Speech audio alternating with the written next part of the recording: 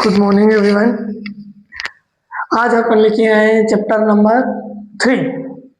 ठीक, chapter number 3 की शुरुआत करने से पहले आजकल जो बच्चे इधर उधर जा रहे हैं, आजकल की शायरियाँ वगैरह देख रहे हैं, छोटे छोटे बच्चे जो आजकल इंटरेस्ट और कहीं पढ़ाई में रह के अलग अलग इंटरेस्ट दे रहे हैं, उनके लिए 2 लाइन बोलना चाहूँगा। पहले, वो हर घर बरसात करती है, वो हर घर बरसात करती है, वो हर शख्स से बात करती है, वो हर शख्स से बात करती है। तू खुद को खास मत समझ मेरे दोस्त, वो हर किसी से बात करती है, वो हर किसी से बात करती है।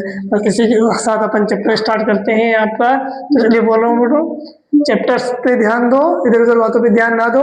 एग्जाम है, एग्जाम बार बार नहीं आने वाले। तो आपके चैप्टर्स है, चैप्टर्स का नाम है parallel of linear equation two variables, यानी 2 चर वाले रैखिक समीकरण। सर इस चैप्टर में आपके जो है वो ज्यादा कुछ खास आने वाला नहीं है।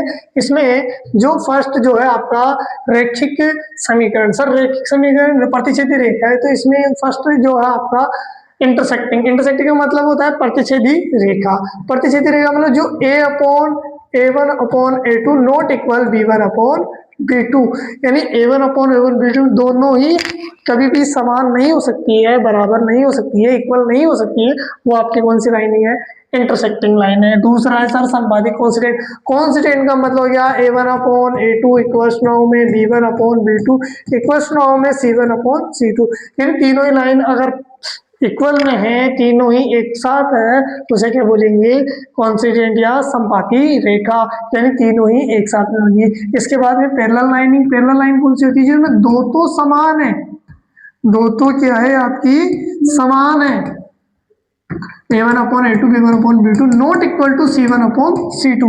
अगर आपकी c1/c2 नॉट इक्वल है और ये दोनों सही है, तो आपको कौन सी होगी? पैरेलल लाइन होगी। पैरेलल लाइन कौन सी? समांतर, एकदम बिल्कुल रेल की पटरी की जैसे। रेल की पटरी कभी भी देखा है आपने कि वो एक साथ कभी किसी को काटती है, कभी किसी को नहीं काटती, वो सीधी जाती है एकदम। इसके आगे चलते हैं अपन। इसके आगे आपके इनकंसिस्टेंट और कंसिस्टेंट, इन्हीं से मिलकर बनता है इनकंसिस्टेंट और कंसिस्टेंट, मतलब कि संगत हल और असंगत हल। इनकंसिस्टेंट का मतलब है कि संगत हल जो प्रतिच्छेदी रेखा इंटरसेक्टिंग या कंसिस्टेंट होगी, संपाती होगी, वो ही क्या होगी? आपकी इनकंसिस्टेंट होगी। इसके अलावा जो पैरेलल होगी, only for first of parallel क्या होगी? वो होगी आपकी कॉन्स्टेंट, यानी संगत हल, समांतर रेखा है। कौन सा होगा? वो जो पैरेलल लाइन होगी वो ही ये होगी। इसके अलावा और जो कोई नोट्स से अपने नोट्स से कंटिन्यू आप नेक्स्ट कर सकते हो, इनका स्क्रीनशॉट ले सकते हो।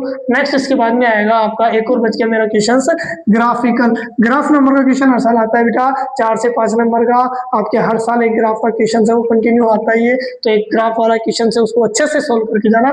आधे ज्यादा जो पासिंग वाले बच्चे हैं उनकी पासिंग मार्क्स इसी में से आने वाले। इसके बाद में एक आपका थर्ड 3.2 3.4 में आता है एग्जाम्पल नंबर सब्स्टिट्यूशन मेथड, या इसे बोलते हैं प्रतिस्थापन विधि। प्रतिस्थापन विधि। इसके बाद में आता है एक एलिमिनेशन मेथड और एक विलोपन विधि। इनसे सर कई बच्चे पूछते हैं सर हम वहाँ पे अगर कई क्वेश्चंस में लिखा हुआ नहीं आता कि आप सब्स्टिट्यूशन से करो या एलिमिनेशन करो। अब बच्चों के लिए इजी एलिमिनेशन मेथड होता है। अगर आप एलिमिनेशन मेथड अगर यूज करते हो, तो अगर वहाँ पे लिखा हुआ नहीं हो, तो आप कौन सा मेथड यूज कर सकते हो? एलिमिनेशन मेथड की विलोपन विधि वाला एलिमिनेशन। अब ये वाला मेथड कर सकते हो। अब सर क्वेश्चन इंपोर्टेंट, एक तो क्वेश्चन नंबर 10, एग्जाम्पल नंबर 10 है आपका रिवर्सिंग वाला। ये आपके चैप्टर में भी है 3.2 में। इसके साथ साथ ये आपका एक्सरसाइज जो है वो एक्सरसाइज 3.1 के क्वेश्चन नंबर 2 का 3rd 4th जो भी आपको क्वेश्चन अच्छे से सोल्व करना। इसके बाद चैप्टर एक्सरसाइज 3.3 लिखी हुई है, इसके सारे क्वेश्चंस बेटा सोल्व करके जाना और एग्जाम्पल प्रत्येक एग्जाम्पल अच्छे से सोल्व करके जाना। अगर 90% अगर लाना है, 90% अगर लाना है तो ध्यान रखना ये सारे पूरे क्वेश्चन सोल्व करके ही जाना, और जो मैंने ट्रिक बताई है इनको अच्छे से करना। इसके अलावा आपके कोचिंग क्लासेस है, इस पर कंटिन्यू आप अगर नेक्स्ट अगर क्लासेस देखना चाहते हैं तो लाइक करें, सब्सक्राइब करें और साथ ही में चैनल को व्यूज भी बढ़ाएं, अपने 8 दोस्तों आसपास के दोस्तों के साथ भी शेयर करें। Thank you and thank you so much.